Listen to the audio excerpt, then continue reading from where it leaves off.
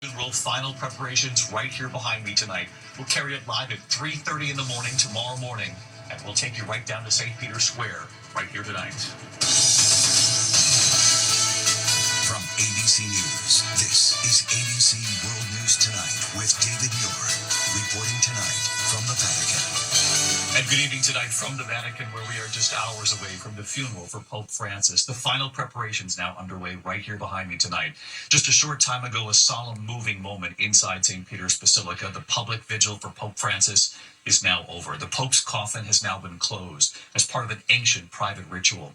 Tens of thousands are expected right here at St. Peter's Square in just hours. They're also expected to line the streets of Rome here. For the last 3 days, some 250,000 people came to St. Peter's Basilica to offer a prayer, a final farewell in person.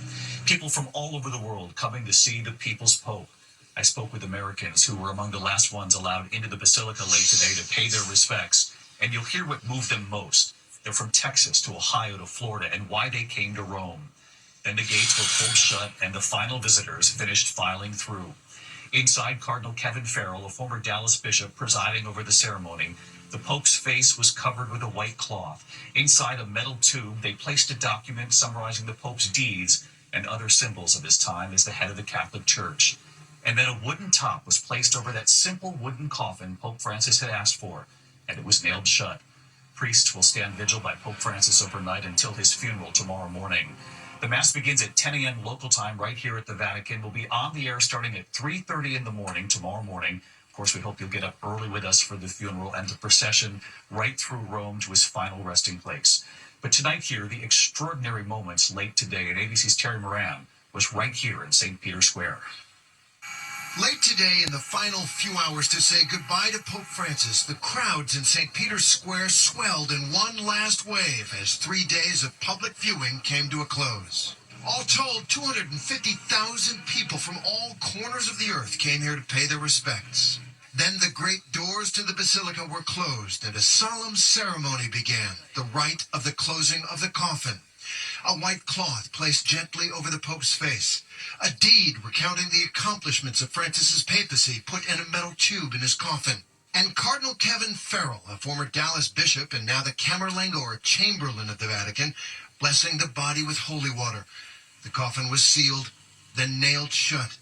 Several members of Francis's family were there.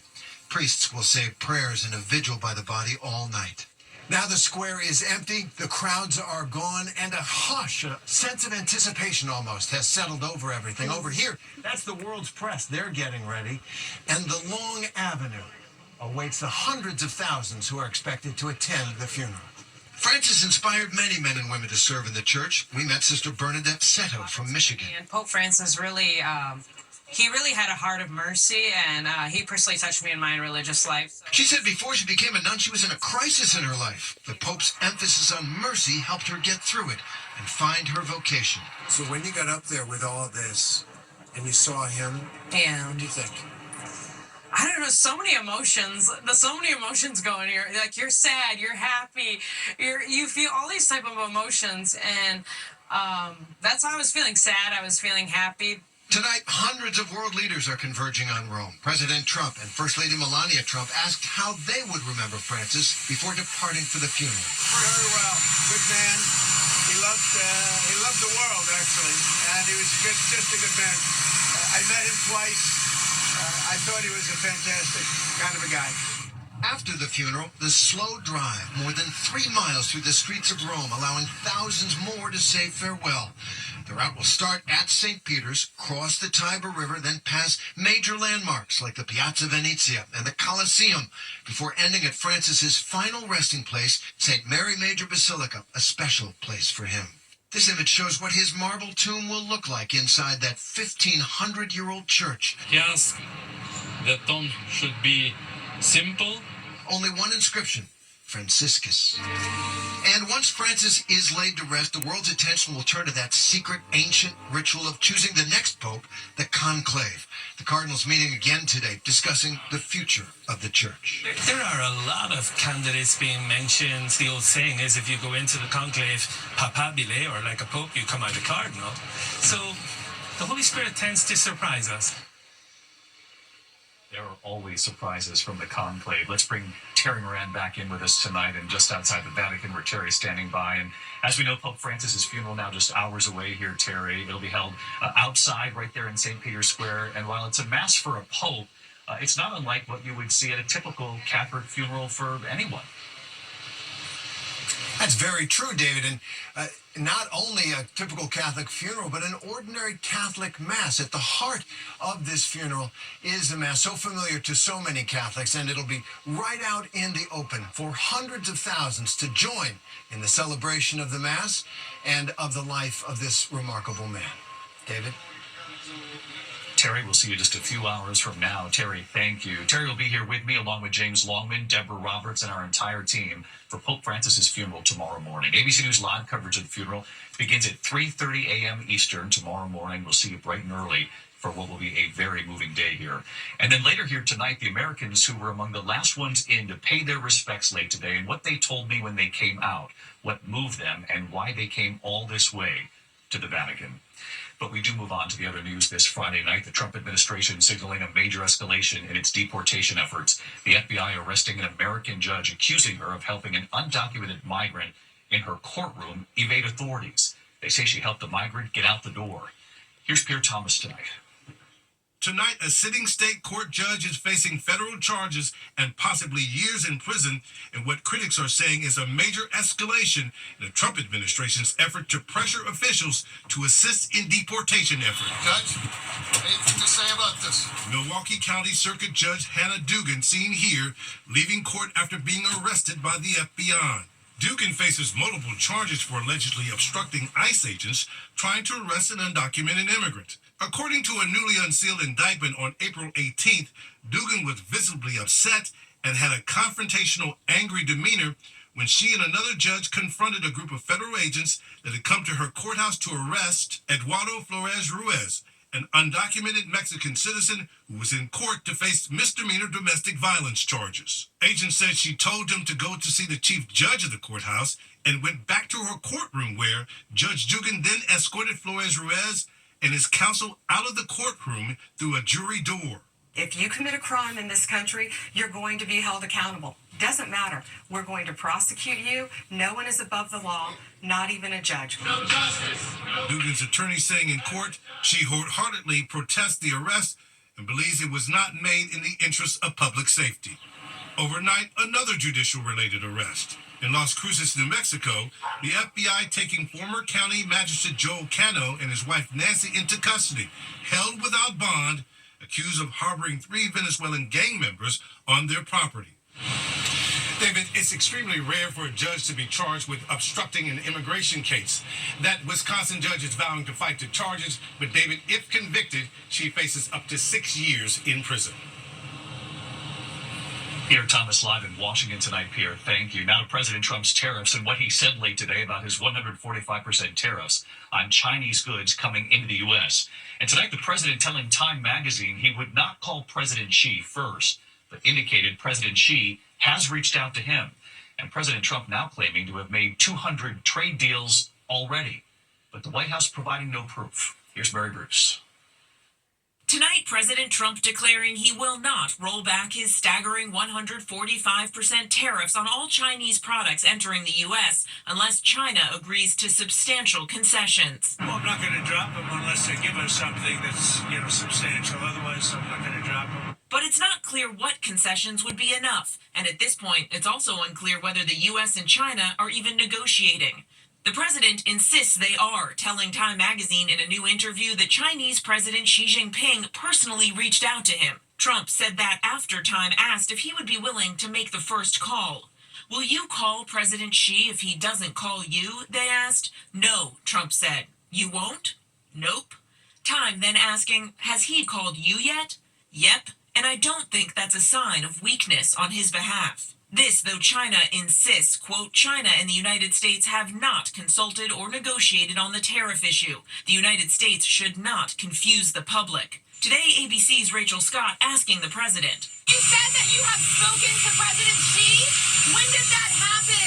China says it hasn't happened. I spoke to him numerous times. But Trump pressed, when did those calls happen? Were they after Trump put in place his tariffs on China? Have you spoken to him since the tariffs? When did you last speak? I don't want to comment on that, but I've spoken to him many times. Trump is eager to prove his trade policies are paying off. He told Time magazine he has already made 200 deals, though he wouldn't say what they were or which countries are involved. But the bottom line, the White House has not announced a single deal yet, and this all comes as the president is now preparing to mark his first 100 days in office. Our new ABC News Washington Post Ipsos poll showing just 34% approve of his handling of tariffs, with 64% disapproving, and 7 in 10 Americans say Trump's tariffs will drive up inflation. David. Mary Bruce live at the White House on a Friday night for us. Mary, thank you. Next tonight here, CEO murder suspect Luigi Mangione pleading not guilty to federal charges in the fatal shooting of United Healthcare CEO Brian Thompson on a Midtown Manhattan street. Prosecutors say they will seek the death penalty. Then at the end of the hearing, Mangione's attorney saying prosecutors had inadvertently eavesdropped on one of Mangione's calls with his legal team from jail. The judge now demanding an explanation on that by next Friday. Now to Boston, to another case making national headlines, and tonight a dramatic turn. Jurors in the Karen Reed murder trial were taken to the scene where her Boston police officer boyfriend was found. Her defense team claims she was framed. Matt Gutman on this again tonight. Tonight, the jury at the Karen Reed trial visiting the home where her one-time boyfriend, Boston police officer John O'Keefe, was found outside unconscious in a blizzard in January 2022. The jurors were bussed to the scene, a modest house in the Boston suburb of Canton, seeing that Lexus SUV that prosecutors say Karen Reed used to hit John O'Keefe following a night of drinking. The back taillight now missing. They then headed back to the courtroom for a fourth day, hearing testimony from one of the paramedics who treated Reed. Did she make any statements to you when you were giving her treatment or speaking to her about her husband? Last conversation she had with her husband at the time was an argument. I didn't feel like it was my role to really find out the details on what was said. Did she tell you what the argument was about? She did not.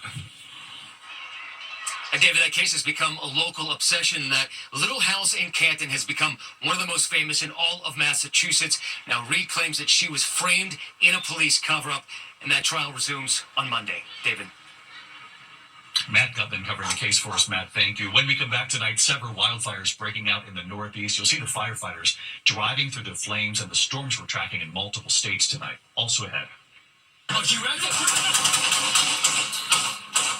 The new images just in tonight, the police video showing the wife of the bassist from the band Weezer in a shootout with officers.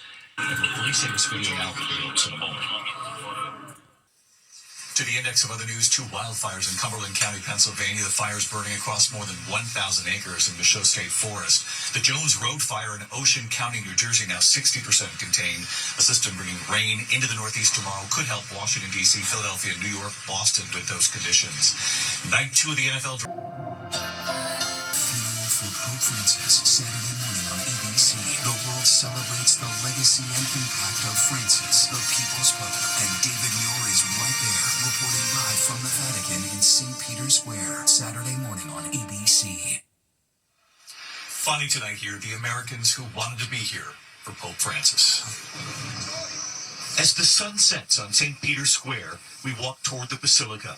It is right here, outside of the square tomorrow, the funeral, where tens of thousands will bid farewell to Pope Francis. And at the edges of the square tonight, quiet prayer. Here in St. Peter's Square, you can actually see it's far more quiet, very subdued now after tens of thousands waited in line here to pay their respects to Pope Francis. The final group of people actually allowed in are now streaming out before they close off the square to prepare for tomorrow morning's funeral. And among those coming out, a number of Americans who thought it was really important that they pay their respects to Pope Francis too. We met Teshmara Antoine from Miami, Florida. She's getting her master's in London, but she felt it was important to be right here. What was it about Pope Francis? I thought he embodied humility very well. Even the way that he approached being a pope, he wanted to be with the people all the time. He didn't continue some of the traditions that the former popes would do. Like, he wanted to have more openness with the public, and I thought that was beautiful. And More accessibility. exactly, more accessibility. After paying their respects inside the basilica, there was Elena Reyna from Texas and Landry McVicker from Akron, Ohio, too. One of his final wishes was to be in a simple coffin and at that level, not to be elevated, but to be down on the ground so that people could see him. What do you make of that? I think it just speaks to the kind of Pope he was, really a Pope of the people. And it was wonderful that we got to see him, before his coffin was closed. So it was nice. What was it about Pope Francis that allowed him to reach beyond the Catholic Church? It's easy when your goal is to love everyone and to love wholeheartedly. I think that he just loved people. And Liliana and Samir from Texas, marking their 27th wedding anniversary today, and they were among the final mourners allowed in. Were you able to get inside to pay your respects? Yes. After a lot of hours doing the live, yes. You waited for hours. Yes. Yeah, but it's worth it. I mean, we pay the respect to the Pope. We family-wise, we pray a lot with him. We love him. This is your 27th wedding anniversary? Yes. And how moving was it to mark this day saying farewell to the Pope? Pope Francis, all the time, he expressed love. And our marriage is based on love. I think that's why it's important for us to pay the respect for him. 27th wedding anniversary. They said it was only appropriate because to them, Pope Francis was love. I'll see you at 3:30 in the morning right here on ABC from the Vatican. Good night.